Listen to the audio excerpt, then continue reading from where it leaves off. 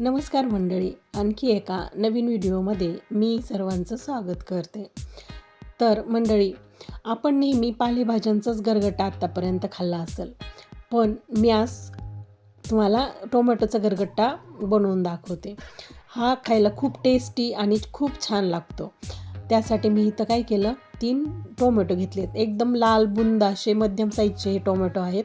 हे टोमॅटो काय करायचं, बारीक चिरून घ्यायचे. आपले चिरून झालेले टोमॅटो आता मी डायरेक्ट कढईमध्येच घालून घेते येते.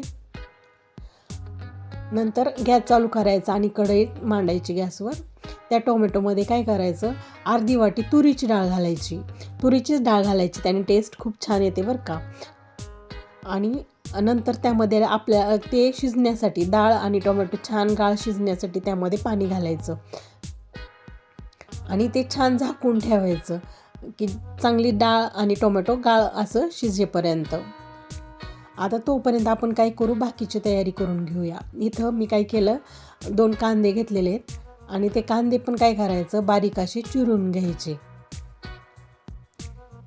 हा गरगटा खायला खूप छान लागतो बरं का.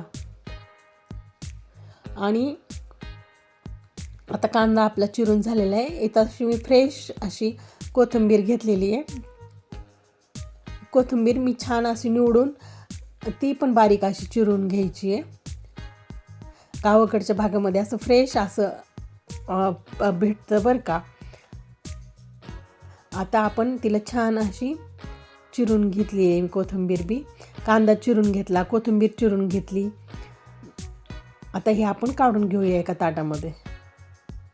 तर नंतर कांदा कोथिंबीर चिरून झाल्याच्यानंतर आता मी फ्रेश असा कढीपत्ता घेतला आहे. तो त्याचा पाला काढून घेतला कढीपत्त्याचा. लसूण निवडून घेतला आहे. एक मोठी गड्डी घेतली मी लसणाची सोलून. आता तोपर्यंत आपली इथं डाळ टोमॅटो छान शिजलं गेलेलं आहे. आता आपण पाहूया छान शिजलं आहे का ते. तर एकदम छान शिजलं आहे. आपण आता त्यामध्ये काय करू, घोटून घेऊया अगोदर. आणि नंतर त्यामध्ये काय करायचं, 1 ते 1.5 चमचा बेसन पीठ घालायचं. अगदी आपण पालेभाज्याचा गरगटा करतो की नाही, अगदी तसंच बेसन पीठ घालायचं. त्यानंतर 1.5 चमचा मी इथं शेंगदाण्याचं कूट घातले आणि हे छान असं घोटून घ्यायचं. टोमॅटो, डाळ, बेसन पीठ आणि शेंगदाण्याचं कूट एकदम छान असं घोटून घ्यायचं. आता आपलं इथं काय झालं, घोटून झालेलं आहे छान असं गाळ एकदम मस्त. आपण एका ताटामध्ये काढून घेऊ, कारण आपण याच कढईमध्ये पुन्हा फोडणी देणार आहोत. त्याच्यामुळं मी काय केलं, हे एका ताटामध्ये काढून घेतलं आणि कढई विसळूनही पाणी मी त्याच्यामध्येच घातलं. आणि तीच कढई पुन्हा मी गॅसवर मांडली, त्याच्यामध्ये तेल घातलं आणि तेल छान गरम झाल्याच्या नंतर त्यामध्ये काय करायचं, जिरी घालायची, मोहरी घालायची. जिरी मोहरी छान तडतडल्याच्या नंतर त्यामध्ये काय करायचं, आपण जो लसूण आहे की नाही ठेचून घेतलं होतं मी खलबत्त्यामध्ये, तो ठेचलेला लसूण घालायचा आहे आणि छान असं तेलामध्ये परतून घ्यायचं आहे. ही लसणाची अशी खमंग अशी फोडणी बसली पाहिजे, असं मस्त तळून घ्यायचं आहे लसूण. आणि नंतर त्यामध्ये कांदा टाकायचा आहे.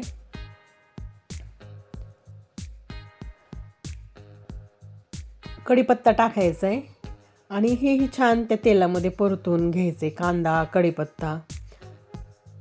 आणि नंतर त्यामध्ये काय करायचं, खिसलेलं मी 2 चमचे खोबरं घेतलं होतं खिसून, तो खोबऱ्याचा खीस घालायचा आहे. तेही छान कांद्याबरोबर तेलामध्ये परतून घ्यायचं आहे.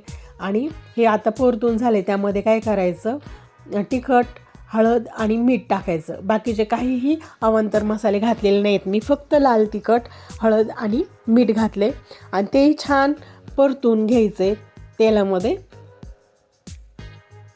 आता आपलं छान असं तिखट मीठ परतून झाले. आपण काय करू, जे घोटून घेतलेली होती की नाही डाळ टोमॅटो, ते घालूयात.